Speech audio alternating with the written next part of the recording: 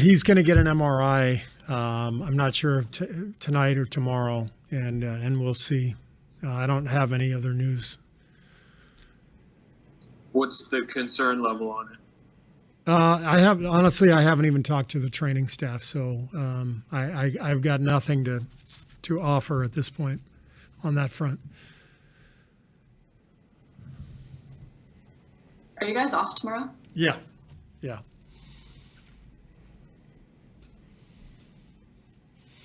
Hey, Coach. Hey, what's your idea on this? The black military man pulled over from a traffic stop last night. He got wrongfully pepper sprayed in the eyes. But what's your idea and thoughts on that situation that happened last night? Zach, I have not seen the news. I don't know anything about the incident, so I can't comment on it. Do you feel like you guys were well connected tonight? Had the right energy from the start? Somewhat. I thought we had pretty good energy at the start. I thought the second half we messed around with the game a little bit. It was a little frustrating, but a win is a win, and we needed one badly. So, not thrilled with the performance, but we had some good, really good individual contributions. I thought, Juan on his birthday was terrific, brought so much energy, and Mike Mulder stayed ready. He hasn't played in a while. It's not easy to sit for a couple of weeks and come out and do what he did today. And obviously Steph was, tremendous, individually. So a lot of good individual performances. I just didn't love the collective energy in the second half. We need to do better. Do you have any further update on Oubre than what we had pregame? Yeah, I just talked to him just now, and he said he's doing pretty well. It's day to day, so we'll. It's nothing too serious, but he's not necessarily ready to play Monday. I think it's literally day to day, so we'll see. Hey, Coach William Hammond, Sports Fans Rap. I just wanted to get your thoughts on Showtime's introductions and call of the game tonight.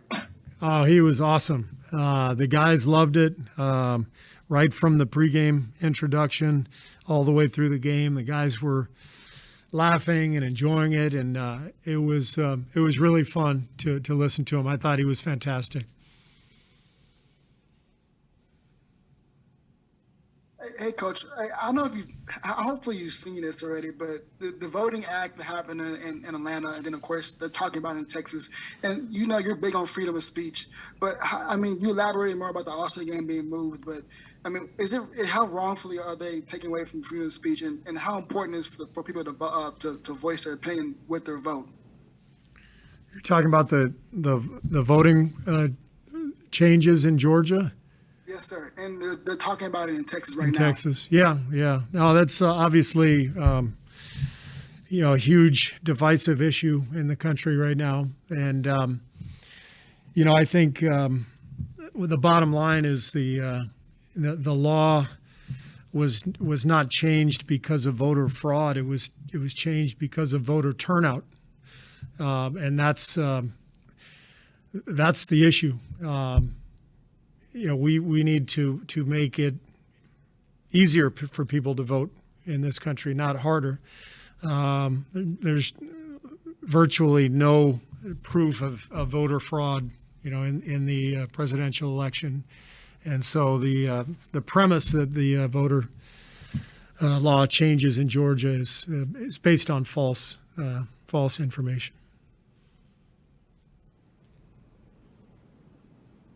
Steve, going back to the idea that maybe you guys, what did you say, messed around a bit in the second half. Are you talking about defensively, or are you talking about turnovers? So what did you notice? Both. Just overall engagement. It just felt like it was just kind of a little loose out there, and I thought we could have tightened things up and gotten a few stops in a row, but. Broken the game open, but I give Houston credit. They battled, they stayed in it. I think they cut it to 9 or 7, in the last couple of minutes. So we just couldn't quite break away. What did you think about Steph turning on the heat and looking like he was having a lot of fun? Yeah, Steph was incredible. I mean, the shot making, not just the threes, but some of the shots he hit around the basket. He had a highlight reel worth of plays out there tonight.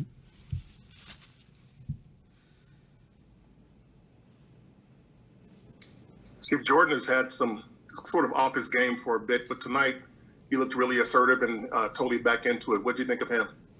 Yeah, Jordan had a good night. It was good to see him knocking down shots again. You know, he had that great stretch over about 8 games, and the last 4 or 5 have not been as productive. So it's good to see him kind of break out, knock down some shots, make some good plays.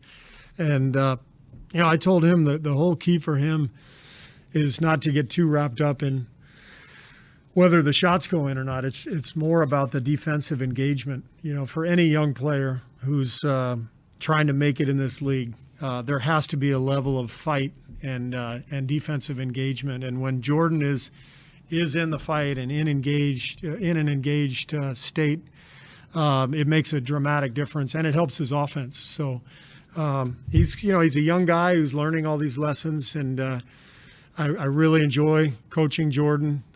He's having a very productive season, and it's been a good stretch, and I just want him to keep improving because I think he's got a great future.